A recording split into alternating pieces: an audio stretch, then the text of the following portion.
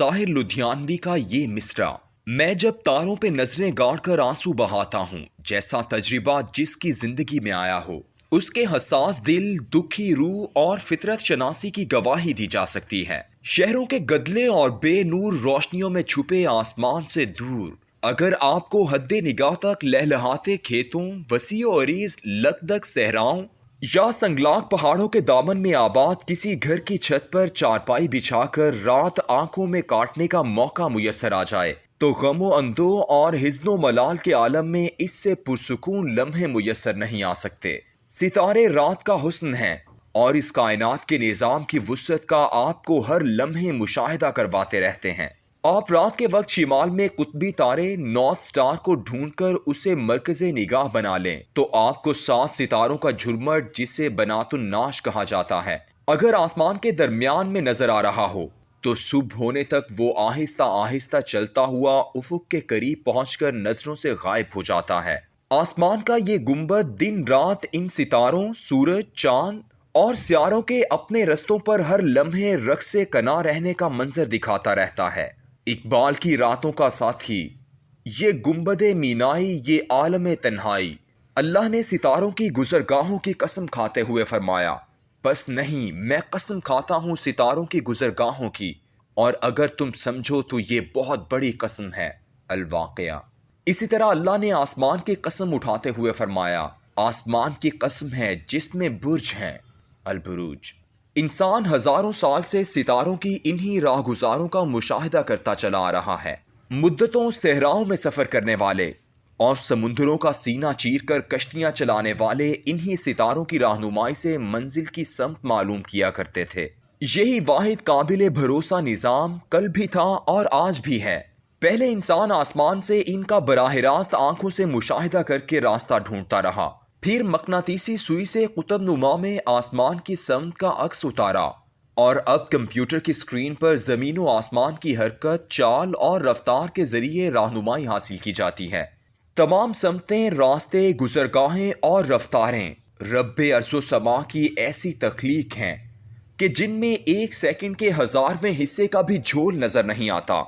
अल्लाह ने अपने इस निज़ाम की इंसान को मुताले की दावत देते हुए फरमाया, और रात और दिन और सूरज और चांद को तुम्हारे काम में लगा दिया गया है, और उसी के हुक्म से सितारे भी काम में लगे हुए हैं। बेशक इसमें उन लोगों के लिए निशानियां हैं जो अक्ल रखते हैं। अन्नहल। अक्ल रखने वाले इंसान सदियों से इन सितारों, चांद और सूरज की चाल का मुशाहिदा करते आए हैं। उन्होंने अपनी आसानी के लिए आसमान को 12 बुर्जों में तकसीम करके उनके नाम भी रख दिए। ये बुर्ज भी दरअसल आसमान पर सितारों के मुख्तलिफ झुरमटों को दिए गए नाम हैं। जैसे बुर्ज असद के सितारे शेर की शक्ल में आसमान पर इकट्ठे नजर आते हैं, और बुर्ज जद्दी के सितारे बकरी की शक्ल बनाते हैं। सूरज हर बुर्ज में 2 घंटे गुजारता हुआ रोज की गर्दिश मुकम्मल करता है।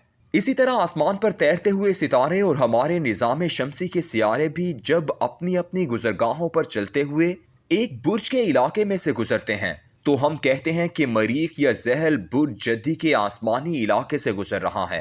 हजारों साल इंसान अल्लाह की इन निशानियों का मुताला करता रहा है। अक्ल और गौर व फिक्र करने वालों ने इससे बहुत कुछ सीखा। आम आदमी ने भी अपने मुशाहिदे से इतना जरूर जान लिया कि 14वीं के चांद की रोशनी में समुंदर में जवार भाटा जरूर आता है। इंसान के सदियों के इस जवार भाटा वाले मुशाहिदे को साइंस ने कशिश सकल की पैमाइश से आज दुरुस्त साबित कर दिया है। सितारों की गुजरगाहों और उनकी चाल के तवील मुशाहिदे से इंसान ने ये नोट करना शुरू किया कि फुलां सितारा जब फुलां बुर्ज में आता है तो इस दौरान इंसानों के मिजाज कैसे थे। इसी तरह जब भी कोई 2 सितारे किसी एक बुर्ज में इकट्ठे हुए तो जमीन वालों के मिजाज कैसे बदलते रहे, खब्त का शिकार हुए, खुशबाश रहे या बेनीलो मराम।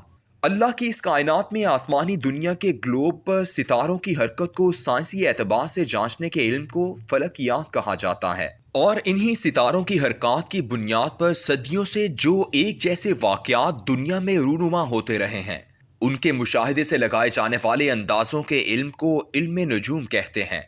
यहाँ मैंने लफ्ज अंदाजों का इसलिए इस्तेमाल किया है क्योंकि ये इल्म सिर्फ मुशाहिदे की बुनियाद पर एक अंदाजा ही है जो सदियों से एक जैसा होता चला आ रहा है। اصل حقیقت یہ ہے کہ میرا اللہ قادر ہے کہ وہ کبھی بھی اور کسی بھی وقت انسان کے تمام اندازے غلط ثابت کرتے۔ کئی بار ایسا ہوا بھی ہے کہ انسان کے مشاہدات کی بنیاد پر کیے جانے والے اندازے بالکل غلط ہو گئے۔ ستاروں کی چالوں کو سمجھنے والے آسمان پر ہونے والی حرکت میں سب سے اہم حرکت دو یا دو سے زیادہ ستاروں کو آپس میں انتہائی قریب آنے کو قرار دیتے ہیں، جسے اقتران، قران یا کنجکشن کہتے ہیں۔ انسان کا صدیوں کا مشاہدہ یہ بتاتا ہے کہ کون سے دو یا زیادہ ستارے جب قریب ہوئے تھے تو اس وقت زمین پر کیسے واقعات رونما ہوئے تھے۔ اگر ماضی میں بار بار ایک جیسا کچھ ہوا ہو تو پھر اس مشاہدے کی بنیاد پر اندازہ لگایا جاتا ہے کہ شاید اب کی بار بھی اگر ستاروں کا ملاپ اسی طرح ہوا تو پھر ویسا ہی ہوگا۔ ان میں سب سے اہم قران یا ملاپ مشتری اور زحل کا سمجھا جاتا ہے، جو ہر 20 سال بعد وقوع پذیر ہوتا ہے۔ آخری دفعہ یہ ملاپ 2000 کی مئی میں ہوا تھا۔ اس ملاپ میں دونوں ستارے ایک ہی برج میں تھے لیکن کافی فاصلے پر تھے۔